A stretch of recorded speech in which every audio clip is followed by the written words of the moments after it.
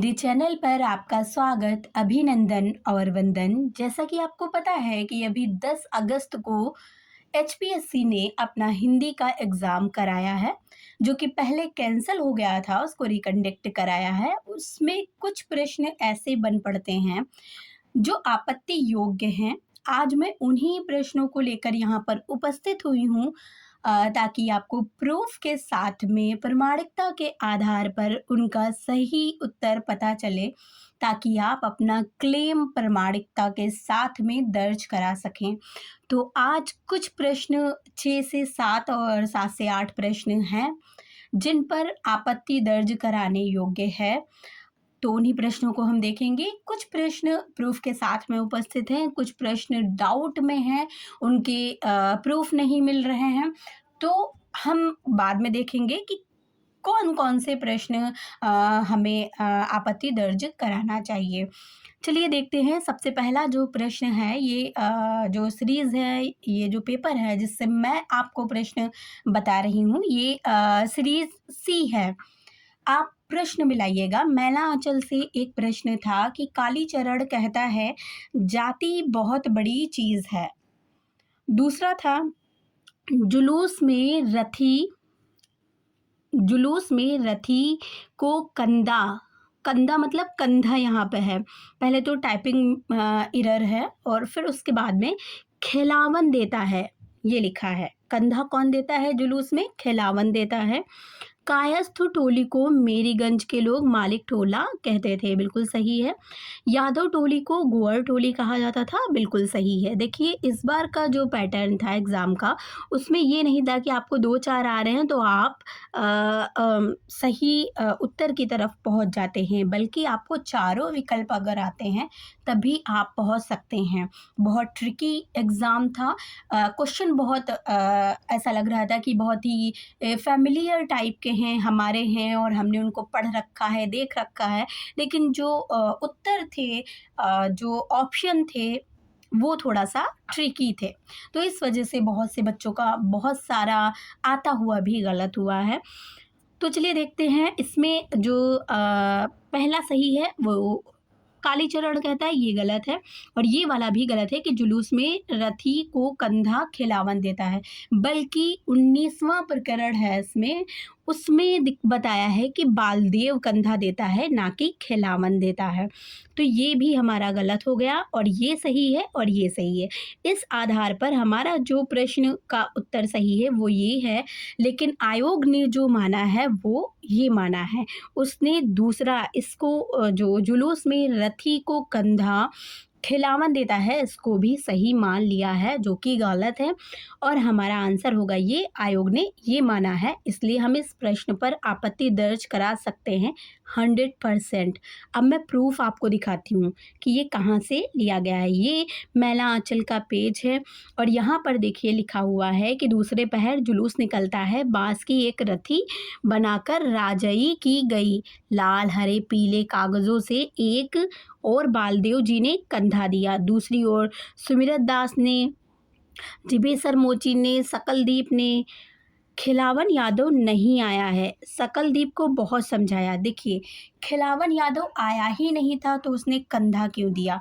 एक और तो बालदेव ने कंधा दिया था, दूसरी ओर ने सुमिरत दास, जिबेसर गोबी और सकलदीप ने दिया था। खिलावन यादव वहाँ पे आया ही नहीं था। ठीक है, तो ये क्वेश्चन हम बिल्कुल इसको आपत्ति दर्ज करा सकते हैं। अगला प्रश्न देखते हैं। अगला जो प्रश्न है इसमें मैं थोड़ा-सा डाउट हूँ, क्योंकि मुझे माधव प्रसाद मिश्र की मैंने पूरी ग्रंथावली देख ली है, लेकिन कहीं भी पुष्पांजलि नाम की रचना माधव प्रसाद मिश्र की नहीं मिली है। गूगल और बाकी एआई वगैरह से देखने पर हमें हरिओत की पुष्पांजलि मिलती है, लेकिन माधव प्रसाद मिश्र की कहीं पर भी नहीं मिल रही है। ग्रंथावली में भी। तो अगर आपको माधव प्रसाद मिश्र हरियाणा के एक लेखक और कवि थे, तो अगर कोई हरियाणा से ये वीडियो देख रहा है या किसी को पता है कि माधव प्रसाद मिश्र की पुष्पांजलि है, तो वो बिल्कुल कमेंट बॉक्स में बता सकता है। लेकिन फिर भी हम इस प्रश्न को आपत्ति में डालते हैं और अभी हमारे पास प्रूफ नहीं है, और अगर ढूंढा जाए तो प्रूफ मिल सकता है। इसीलिए मैंने इस प्रश्न को यहाँ पर कंसिडर किया है कि ताकि आप लोग प्रूफ के साथ में अगर आपको पता है तो बता सकें। कन्यादान तो सभी को पता है कि पूर्ण सिंह की है, और अनुप्रास का अन्वेषण जगन्नाथ प्रसाद की है। इसलिए अगर ये माधव प्रसाद मिश्र की पुष्पांजलि रचना मिल जाती है तो आयोग ने आंसर माना है केवल एक युग्म सही है, तब आयोग का आंसर सही हो जाता है। लेकिन कहीं पर भी नहीं मिली है, इसलिए इनमें से कोई युग्म सही नहीं है। इस आंसर को हम करेक्ट मान सकते हैं, क्योंकि अभी हमारे पास प्रूफ नहीं है। तो हम इस पर आपत्ति दर्ज तभी करा सकते हैं जब हमारे पास प्रूफ हो। अगर किसी के पास ये प्रूफ है कि माधव प्रसाद मिश्र की ही पुष्पांजलि है, तो फिर वो मुझे बता सकता है। लेकिन हरिओद की पुष्पांजलि है तो हम इस प्रश्न पर आपत्ति दर्ज करा सकते हैं। ठीक है, 2 प्रश्न हो गए हमारे आपत्ति योग्य। तीसरा प्रश्न हमारा है कि भाषा ही एकमात्र साधन है जो अन्य पशुओं से मनुष्य को पृथक करती है, क्योंकि भाषा केवल मनुष्य की अर्जित संपत्ति है। इसमें आयोग ने माना है कि एक गलत है और दूसरा सही है।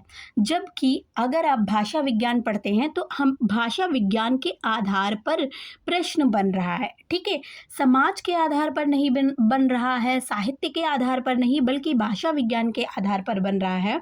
तो भाषा विज्ञान के आधार पर तो एकमात्र साधन है, ठीक है, जो पशुओं से मनुष्य को पृथक करती है। बोली या भाषा है। आप भोला शंकर जो व्यास है, उनकी जो किताब है भाषा विज्ञान, यहाँ पे मैं रखना भूल गई हूँ, उसमें भाषा तो नहीं लिखा है, लेकिन एक जगह पर बोली लिखा है कि बोली वो होती है। बोली और भाषा को वहाँ पर सिमिलर दिखाया हुआ है, और वहाँ पर लिखा हुआ है कि जो बोली है वो पशुओं की बोली हम नहीं कंसीडर करेंगे। भाषा विज्ञान एक ऐसा विज्ञान है जो केवल मनुष्यों की बोलियों या मनुष्यों की भाषाओं पर बात करता है। तो वहाँ पर अगर हम उसके आधार पर अगर हम इस प्रश्न को क्लेम करना चाहते हैं तो बिल्कुल कर सकते हैं, और आयोग ने ये आंसर माना है कि पहला गलत हो गया है। लेकिन अगर हम इसको उसके आधार पर आपत्ति दर्ज कराते हैं तो हमारे 1 और 2 दोनों सही होंगे। चौथा जो प्रश्न है हमारा कि रिचर्ड का संप्रेषण सिद्धांत सभी को पता है सही है। टी.एस. इलियट परंपरा के महत्व को पुनः स्थापित करने वाले चिंतक। बिल्कुल, इन्होंने परंपरा को लेकर इन्होंने कहा था कि वर्तमान और अतीत दोनों मतलब मिले जुले हैं। हम अतीत को छोड़कर वर्तमान की तरफ नहीं जा सकते हैं। तो इसका मतलब है कि उन्होंने परंपरा के महत्व को पुनः स्थापित किया था। तो ये भी हमारा सही है। क्रोचे का कोपेनहेगन से कोई लेना देना नहीं है। कोपेनहेगन डेनमार्क की राजधानी है, और जो इलियट थे वो नहीं सॉरी क्रोचो जो थे वो इटली के थे। तो फिर इसलिए हमें क्रोचे का कोपेनहेगन से कोई लेना देना नहीं है। इसका आंसर हमारा केवल 2 माना जाएगा, क्योंकि ये दोनों सही हैं। इसका जो आधार है ये मैंने निर्मला जैन की पुस्तक से लिया भी है। 102 पृष्ठ संख्या पर वहाँ पर दिया भी है कि परंपरा के महत्व को पुनः स्थापित करने वाले चिंतक टी.एस. इलियट हैं। आयोग ने जो इसका प्रश्न का उत्तर माना है वो केवल 1 माना है, जो कि गलत है, क्योंकि हमारा ये भी सही है और ये भी सही है। तो हमारा आंसर होना चाहिए केवल 2। बाकी आप लोग क्या सोचते हैं इस पर तो बताइएगा। ये देखिए, ये मैंने निर्मला जैन की पुस्तक से रखा है यहाँ पर कि परंपरा के महत्वपूर्ण रचनाकारों और युग का पुनर्मूल्यांकन किया है। मतलब यहाँ पर अगर हम इनडायरेक्टली देखते हैं तो कि परंपरा का महत्व इन्होंने दिखाया है टी.एस. एलियट ने, और इन्होंने क्या किया है, पुनर्मूल्यांकन भी परंपरा का किया है। ठीक है, चलिए आगे देखते हैं। ये 102 प्रश्न संख्या थी। अगला जो प्रश्न है हमारा कि प्रयोगवाद में नवीन छंदों का प्रयोग हुआ है, बिल्कुल सही है। अज्ञेय प्रयोगवाद के कवि हैं, बिल्कुल सही है। नई कविता में छायावाद का हिस्सा है, नहीं, नई कविता में तो नहीं है, ये गलत हो गया। और मुक्तिबोध प्रगतिवाद के कवि हैं। मुक्तिबोध ने प्रगतिवादी कविताएं ज़रूर लिखी हैं, लेकिन अगर हम कवि देखते हैं कि कवि किस काल के हैं, तो वो प्रयोगवाद के हैं। 1943 में तार सप्तक आया था और 1943 तार सप्तक के ही कवि मुख्य कवि मुक्तिबोध माने जाते हैं। हालांकि मुक्तिबोध प्रगतिवाद और प्रयोगवाद उनमें घुला मिला है, वो संधि कालीन कवि हम कह सकते हैं उनको, लेकिन यहाँ पर लिखा है प्रगतिवाद। मुक्तिबोध प्रगतिवाद के कवि हैं। प्रगतिवाद अर्थात किसी काल की बात की जा रही है, किसी काल विशेष की बात की जा रही है, ठीक है। तो काल विशेष की जब बात करी जाएगी तो मुक्तिबोध नहीं आएंगे, ठीक है। अगर यहाँ पर लिखा होता प्रगतिवादी, मुक्तिबोध प्रगतिवादी कवि हैं, तो संभवतः मतलब चांसेस बनते 88-89% की हाँ ठीक है मान लिया जाता, क्योंकि उनकी कविताओं में प्रगतिवादी स्वर मुखरित हुए हैं, ठीक है। लेकिन यहाँ पर पूछा है कि प्रगतिवाद के कवि हैं, अर्थात किसी काल विशेष की बात की जा रही है। प्रगतिवादी एक विशेषता है, लेकिन प्रगतिवाद एक काल है, ठीक है। तो यहाँ पर ये बिल्कुल गलत हो जाएगा। प्रगतिवाद के कवि नहीं हैं, बल्कि प्रयोगवाद के कवि हैं। प्रगतिवादी उनके अंदर उनकी कविताओं के अंदर स्वर हमें देखने को मिलते हैं, जैसे कबीर की कविताओं में भी हमें प्रगतिशीलता के स्वर देखने को मिलते हैं, ठीक है। निराला की कविताओं में भी हमें प्रगतिवाद के स्वर देखने को मिलते हैं। तो पंत की कविताओं में भी मिलते हैं, लेकिन हम उन्हें प्रगतिवाद या प्रयोगवाद में नहीं रख सकते हैं, ठीक है। निराला ने भी छंद को मुक्तक छंद की तरफ ले गए थे, तो इसलिए क्या उन्होंने एक नया प्रयोग किया था, उन्होंने कुकुरमुत्ता में भी नया प्रयोग किया है। तो इसका मतलब ये थोड़ी ना है कि हम उनको प्रयोगवाद की कैटेगरी में रख देंगे या प्रयोगवादी काल में रख देंगे। इसलिए हमें इस प्रश्न का आंसर जो है पहला सही और दूसरा सही ही मानना चाहिए, उपयुक्त होगा यही। और आयोग ने जो माना है वो मुक्तिबोध वाला भी मान लिया है। तो इस प्रश्न पर भी 100% आपत्ति आप दर्ज करा सकते हैं, ठीक है। जिन लोगों का देखिए, जिन लोगों ने सही किया है, जिन लोगों को वहाँ पर ये वाला लगा दिया है, वो लोग तो बोलेंगे ही कि आप इस पर आपत्ति मत दर्ज कराइए क्योंकि ये प्रगतिवाद के भी कवि हैं। लेकिन आपको उनके बोलने या उनके ना बोलने पर नहीं जाना है, आपको ये देखना है अगर आपका ये प्रश्न गलत हुआ है तो आप बिल्कुल जा सकते हैं, बिल्कुल आपत्ति दर्ज करा सकते हैं। और आयोग को इसको देखना भी पड़ेगा, क्योंकि कोई कवि किसी एक काल विशेष का है, उसके अंदर जो भावनाएं हैं वो अनेक काल विशेष की आती हैं। अगला जो प्रश्न है, गोदान में वे गांधीवाद से मुक्त हैं, मार्क्सवाद से उनका सरोकार नहीं है, ना तो गांधीवाद वादी यूटोपिया में विश्वास रह गया है, ना बल्गेरिया रूस से आने वाले पत्रों में छपी किसानों की खुशहाल जिंदगी की खबरों में। श्रीनिवास दास परीक्षा गुरु शिक्षाप्रद उपन्यास लिखा है और ये मुहावरे अच्छे लाते हैं, इस तरह के बात की गई है। देखिए, सबसे पहले तो ये जो प्रश्न बना है ये बच्चन की किताब से बना है, ठीक है। बिल्कुल टू दी पॉइंट वहीं से पूरा सेंटेंस उठाया गया, पूरा कोटेशन उठाया गया है वहीं से। प्रश्न ये देखिए, ये यहाँ पे बच्चन की ये किताब है, हिंदी साहित्य का दूसरा इतिहास, और 377 या 70 पेज नंबर है। गोदान में गांधीवाद से मुक्त है, मार्क्सवाद से सरोकार नहीं, ना तो ये इस तरह की बात की गई है, ठीक है। तो हम देखते हैं कि ये पहला प्रश्न इस आधार पर पहला हमारा सही होगा, ठीक है। कुछ लोग बोल रहे हैं कि बच्चन के अकॉर्डिंग थोड़ी ना पूछा है जो ये सही होगा, जो जिन लोगों ने ये लगाया है तो वो वही लोग बोलेंगे ना। तो वो लोग बोल रहे हैं कि बच्चन के अकॉर्डिंग नहीं पूछा है, वो तो सबके हिसाब से पूछा है। तो सबके हिसाब से फिर तो बहुत अलग अलग हो जाएगा ना, बहुत ज़्यादा डिफरेंस है। शुक्ल ने कुछ और माना है, रामस्वरूप चतुर्वेदी ने कुछ और माना है, और फिर उसके बाद में बच्चन और अन्य रख लीजिए तो सबने अलग अलग माना है। जो तिवारी जी हैं उन्होंने कुछ और माना है। तो यहाँ पर ये जो पूरा पूरा है ये बच्चन की बुक से आया है, तो ये सही है, ठीक है। फिर उसके बाद में ये भी हमारा सही है, तो इसका आंसर हमारा हो जाएगा पहला और दूसरा 2। इस पर भी हम आपत्ति दर्ज करा सकते हैं। हिंदी साहित्य का दूसरा इतिहास 377 पेज नंबर है, ठीक है। चलिए अगला देखते हैं। अगला ये जो है इसमें थोड़ा-सा मुझे डाउट है, क्योंकि इसका आधार मुझे नहीं मिला है, लेकिन मैं इसको थोड़ा-सा रखती हूँ क्योंकि कुछ बच्चे हैं जो इस पर आपत्ति दर्ज करा रहे हैं। तो आप देखिएगा कि भावात्मक निबंधों में लेखकगण भावावेश में आकर अपनी भावनाओं का एक तूफ़ान-सा खड़ा कर देते हैं। भावात्मक निबंधों में लेखकों के हृदय से रस की एक धारा उमड़ पड़ती है, जो उनकी लेखनी से कागज़ पर ढल पड़ती है। रस की एक धारा उमड़ पड़ती है, ये जो है ये थोड़ा-सा मतलब डाउट में रखता है कि हो सकता है कि ये जो है ये सही है। मतलब जो आयोग ने उत्तर माना है वो सही है। क्योंकि कविताओं की ये बातचीत हो रही है कि रस जो है वो कविताओं में हम लिखते हैं। लेकिन यहाँ पे भावना की भी बात हो रही है। तो भावना और प्लस रस एक दूसरे से जुड़े होते हैं। तो इसलिए हम इसको आपत्ति दर्ज करा सकते हैं। लेकिन आपको ध्यान रखना है कि यहाँ पर निबंध की बात की गई है, तो भावात्मक निबंध की बात की गई है, तो इसमें रस हो सकता है कि नहीं। इसका जब उत्तर प्रूफ मिले तो आप इस पर बिल्कुल दर्ज करा सकते हैं। ये मैंने इसलिए यहाँ पर रखा है क्योंकि कुछ बच्चे इस पर आपत्ति दर्ज करा रहे हैं, इसलिए मैंने इसको यहाँ पर कंसीडर किया है, ताकि आपका जो डाउट है वो भी थोड़ा-सा क्लियर हो। इसलिए मैंने इसको आपत्ति में नहीं, डाउट में रखा है, ठीक है। अगला देखते हैं। इस पर 100% आप आपत्ति दर्ज करा सकते हैं इस प्रश्न पर। कृष्ण भक्त अधिकांश कवि फुटकल श्रृंगारी पदों की रचना में लगे रहे, बिल्कुल लगे रहे, ठीक है। उनकी रचनाओं में इसी कारण जीवन के अनेक गंभीर पक्ष की मार्मिक रूप से मतलब आए हैं।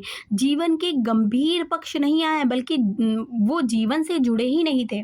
कृष्ण भक्त कवि जीवन से नहीं जुड़े थे।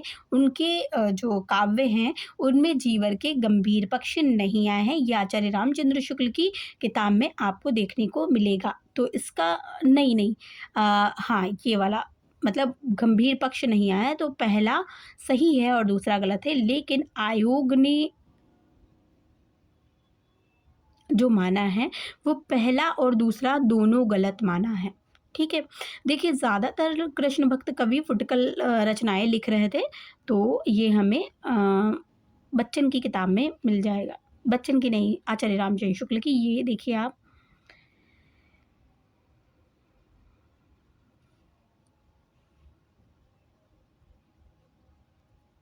कृष्ण भक्त कवि अधिकतर फुटकल लिखा था ना, फुटकल श्रृंगारी दोहों में ही लगे रहे, ठीक है।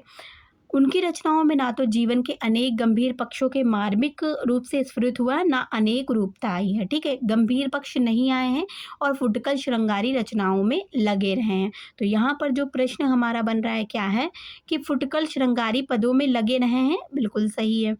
उनकी रचनाओं में गंभीर पक्ष आए हैं, गलत है। तो पहला सही और दूसरा गलत है। तो आंसर हमारा हो जाएगा सी, लेकिन आयोग ने माना है बी। तो इस पर 100% हम आपत्ति दर्ज करा सकते हैं विद प्रूफ। ये शुक्ल की किताब है। अगला प्रश्न जो बच्चों को बहुत डाउटफुल में रख रहा है कि एक प्रश्न था कोसी का घटवार कहानी से, और उसमें कुछ लोगों के पास पीडीएफ मैंने देखा है, कुछ लोग पीडीएफ का फ़ोटो क्लिक कर करके भेज रहे हैं कि मैम इसमें तो चरेऊ केवल लिखा है, और जो आयोग ने प्रश्न पूछा था उसमें काला चरेऊ लिखा था। तो आपने जो पीडीएफ प्रिंट कराई है, हो सकता है उसमें मिस प्रिंट हो। जो एक्चुअल जो ऑथेंटिक बुक है उसमें काला चरेऊ ही दिया हुआ है। अगर आपको अभी भी डाउट है तो फिर आप जाकर hindisame.com पर या कहीं भी किसी भी ऑथेंटिक वेबसाइट पर जाकर कोसी का घटवार कहानी डाउनलोड करिए। कोसी का घटवार कहानी को ओपन करिए और उसमें ये वाला पैराग्राफ देखिए जहाँ पर इसकी बात की गई है। इतनी देर सहसा गुसाई का ध्यान लक्ष्मण के शरीर की ओर गया, उसके गले में काला चरेऊ सुहाग चिन्ह नहीं था। तो काला चरेऊ की ही बात की गई है। जो लोग इस प्रश्न पर आपत्ति दर्ज कराएंगे वो अपने 250 रुपये बर्बाद करेंगे, इसलिए इस प्रश्न पर कोई आपत्ति नहीं है। ठीक है? अगर आपके पास कोई पहले से बुक है या कुछ है, तो आप उसको एक बार रीचेक करिए और इस पे आपत्ति नहीं दर्ज कराई जा सकती है या नहीं बनती है, फालतू का काम है। चलिए अब देखते हैं कितने लोग इन प्रश्नों पर आपत्ति दर्ज कराते हैं। हाँ, एक चीज़ मुझे सुनने को मिली है कि जो लोग आपत्ति दर्ज कराएँगे केवल उन्हीं का जो क्वेश्चन है वो सही होगा, बाकी का नहीं। तो ये तो घूसखोरी हो गई कि जिसके पास पैसा है वही। लेकिन कुछ लोग ये भी कह रहे हैं कि आपत्ति हम दर्ज कराएँ, पैसा हम खर्च करें और लाभ सबको मिले। तो ऐसा कुछ तो मैंने अभी तक नहीं सुना था। अभी तक तो यही था कि आपत्ति कोई भी दर्ज कराए, सबको ही उसका बेनिफिट मिलता है। लेकिन अगर जो फाइनल रिज़ल्ट आ जाता है उसके बाद में अगर कोई आपत्ति दर्ज कराता है और वो कोर्ट में जाती है, मतलब वो आपत्ति कोर्ट में जाती है, कोर्ट उसका निर्णय देता है, तो फिर जो व्यक्ति आपत्ति दर्ज कराता है या कोर्ट केस लड़ता है, तो उसी का ही बस जो प्रश्न है उसी को नंबर मिलते हैं। इस आधार पर ऐसा होता है। बाकी आपत्ति दर्ज कराने के बाद फाइनल मेरिट आती है और उसमें फिर जो वो फाइनल लिस्ट आती है और फाइनल लिस्ट में जो सही आंसर होते हैं वही हमें दिखाते हैं। उसके बाद में हमारी मेरिट बनती है या कट ऑफ बनती है, ठीक है? तो फिर क्या है, कैसे है, अगर हमें कुछ पता चलेगा तो हम फिर से इस पर डिस्कस करेंगे। तब तक आप अपनी तैयारी बनाए रखिए। अगर आपके 50 प्लस प्रश्न सही हैं और आप जनरल कैटेगरी के हैं, हम जनरल कैटेगरी की बात कर रहे हैं, बाकी एससी, ओबीसी, एसटी वाले तो जितने भी हरियाणा के जितने भी लोगों ने फॉर्म भरा था, आई थिंक सभी का हो जाएगा, क्योंकि ऐसा पहले जो पेपर हो चुके हैं उसमें सभी को बुला लिया है हरियाणा ने, ऑल कैंडिडेट को बुला लिया है। तो जनरल में देखते हैं कि 50 प्लस या कितनी जाती है। बाकी आप तैयारी करते रहिए और हमसे जुड़े रहिए और इस चैनल को सब्सक्राइब ज़रूर कर लीजिएगा। अगर आप assistant professor, PhD, net, JRF या हिंदी से संबंधित किसी भी एग्ज़ाम की तैयारी कर रहे हैं या आप पीएचडी किसी भी सब्जेक्ट से कर रहे हैं, क्योंकि पीएचडी में जितने भी टूल्स, टेल्स कुछ भी आता है, हम उस पर बातचीत करते हैं, हम उस पर वीडियो लेकर आते हैं। बने रहिए हमारे साथ। धन्यवाद। मिलते हैं अगले वीडियो में।